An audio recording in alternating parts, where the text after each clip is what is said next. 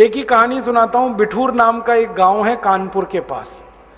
भारत की आज़ादी की लड़ाई की योजना इसी गांव में बनी सबसे पहले, क्योंकि नाना साहब पेशवा उस गांव में रहा करते थे। तो अंग्रेजों ने इस गांव में ऐसा कत्लेआम मचाया कि 3 महीने के बच्चे से लेकर 94 साल के बुजुर्ग तक 24,000 लोगों को एक दिन में काट दिया अंग्रेजों। पूरा बिठूर उन्होंने नर विहीन कर दिया था, खाली हो गया था पूरा बिठूर। और 1 सितंबर 1857 तक जो देश आजाद हो गया वो फिर अंग्रेजों की गुलामी में फंस गया। और दोबारा जब अंग्रेजों की गुलामी आई तब अंग्रेजों ने कहा कि अब भारत दोबारा से कभी हमारा विरोध ना करे, इसके लिए अत्याचार और ज्यादा करो। तो पुलिस बनाई, सेना लाई, फिर ये इनकम टैक्स लाया, फिर सेंट्रल एक्साइज लाया, फिर सारे तरह के डिपार्टमेंट खड़े कर दिए इस देश, और सब कुछ हमारा छीन के खत्म कर दिया हमको। फिर हमने दोबारा लड़ा अंग्रेजों से। 1857 में एक बार हम परास्त हुए, फिर 1870 में हम संगठित हुए, फिर हमने लड़ाई लड़ी। और 1870 की ये जो लड़ाई हुई, इसमें भारत के एक महान सन्यासी का सबसे बड़ा योगदान था, स्वामी दयानंद सरस्वती।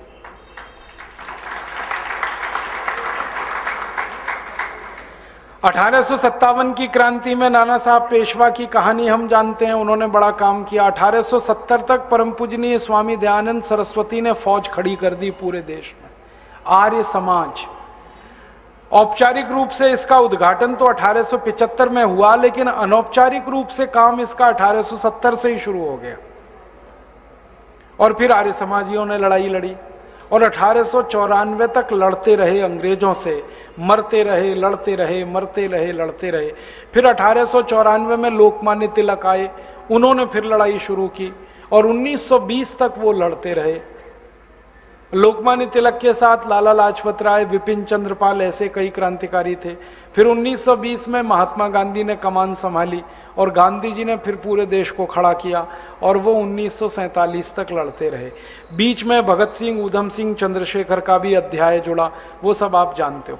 जब हम 47 में आज़ाद हुए 15 अगस्त को, तो महात्मा गांधी को किसी ने पूछा, और वो कोई नहीं था, BBC का एक रिपोर्टर आया गांधी जी से इंटरव्यू लेने, और उसने पूछा, बापू अब तो देश आज़ाद हो गया, अब आप किससे लड़ोगे? अंग्रेज तो चले जाएंगे, अब आपकी लड़ाई किससे होगी? तो गांधी जी ने कहा, अभी देश आज़ाद नहीं हुआ, अभी तो खाली अंग्रेज भारत छोड़कर जा रहे हैं। अभी तो अंग्रेजों की बनाई गई जो व्यवस्था है, जो कानून है, जो नियम है, इनको हमें बदलना है। असली लड़ाई तो अब शुरू होगी। तो उसको समझ में नहीं आया BBC के रिपोर्टर को। तो गांधी जी ने उसको और हल्का करके समझाया कि देखो, अगर अंग्रेज चाहें तो भारत में रह सकते हैं, मेहमान बनकर, हमारे मालिक बनकर हम नहीं रहने देंगे उनको। लेकिन अंग्रेजों का बनाया हुआ ये जो तंत्र है, ये जो व्यवस्था है, जिसको गांधी जी कहते थे अंग्रेजियत, गांधी जी ने अंग्रेजियत को परिभाषित किया, अंग्रेजों के कानून, अंग्रेजों के नियम, अंग्रेजों की व्यवस्था, अंग्रेजों का तंत्र, ये सारा अंग्रेजियत। तो गांधी जी ने कहा, इस अंग्रेजियत से अभी लड़ना है, लड़ाई तो अभी बाकी है, शुरू होगी अब। और गांधी जी जैसे जितने भी उस जमाने में जीवित क्रांतिकारी थे, सबका उद्देश्य था अंग्रेजियत से लड़ना है, इसको हटाना है। दुर्भाग्य क्या हुआ इस देश का, आज़ादी आई और गांधी जी की हत्या हो गई। जो अंग्रेजियत से लड़ने का सबसे बड़ा संकल्प लिए हुए क्रांतिवीर थे महात्मा गांधी, उनको मार डाला। फिर क्या हुआ, अंग्रेजियत की लड़ाई छूट गई, फिर सत्ता की लड़ाई शुरू हो गई। और सत्ता की लड़ाई में देश के टुकड़े हुए। पाकिस्तान तो सत्ता की लड़ाई में बना, कोई सिद्धांत से नहीं बना पाकिस्तान। अब एक देश में 2 प्रधानमंत्री तो हो नहीं सकते थे, तो दोनों ने अलग अलग देश बना लिए प्रधानमंत्री होने के लिए। ये था लड़ाई, पाकिस्तान का बंटवारा। और फिर लड़ाई सत्ता की होती चली गई, व्यवस्था की नहीं रही। धीरे धीरे भारत के लोग भूलते चले गए कि हमें अंग्रेजियत से लड़ना है। हम फिर सत्ता में डूबते चले गए और आज हम 63 साल के बाद यहाँ खड़े हैं तो दुख से ये कहना पड़ता है कि वो सब कानून अभी भी इस देश पर लदे हुए हैं जो कभी अंग्रेजों ने बनाए थे और लगाए थे। टैक्स का वो सिस्टम जो अंग्रेजों ने लूट के लिए इस देश में बनाया और व्यापारियों को बेईमान बनाने के लिए, वो टैक्स का सिस्टम अभी भी लदा हुआ है इस देश पर। बस अंतर इतना है, अंग्रेजों के जमाने में 23 तरह के टैक्स लगते थे, अब आजादी के 63 साल के बाद 64 तरह के टैक्स लगते हैं इस देश में। अंग्रेजों ने जो पुलिस का कानून बनाया, इंडियन पुलिस एक्ट, वो आज भी लदा हुआ है इस देश पर। अंग्रेजों ने जितने कानून बनाए 34,735 सब लगे हुए हैं, एक भी कानून नहीं हटाया इस देश की सरकारों ने। अंग्रेजों ने किसानों से जमीन छीनने का एक कानून बनाया, लैंड एक्विजिशन एक्ट, डलहौजी ने, वो अभी भी लगा हुआ है इस देश पर। मतलब ये कि अंग्रेज चले गए, अंग्रेजियत नहीं गई। सत्ता का हस्तांतरण हुआ, स्वतंत्रता नहीं आई। स्वतंत्रता कोई बड़ी चीज होती है, सत्ता का हस्तांतरण बिल्कुल छोटी चीज होती है। सत्ता आई माउंटबेटन के हाथ से नेहरू जी के हाथ में, माने गोरे अंग्रेजों ने काले अंग्रेजों को देश सौंप दिया, यही मतलब। स्वतंत्रता तो नहीं आई, क्योंकि स्वतंत्रता का मतलब होता है स्वतंत्र। स्व माने अपना, तंत्र माने व्यवस्था। जब तक हम अपना तंत्र नहीं बनाए कैसे स्वतंत्र हो? तंत्र तो अंग्रेजों का ही चल रहा है।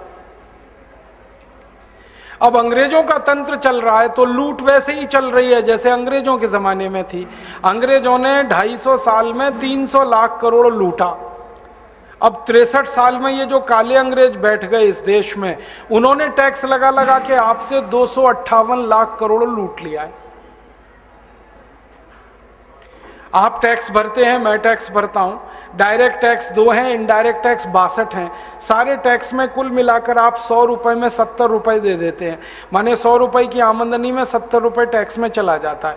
ये टैक्स इकट्ठा होकर सरकार के हाथ में आता है।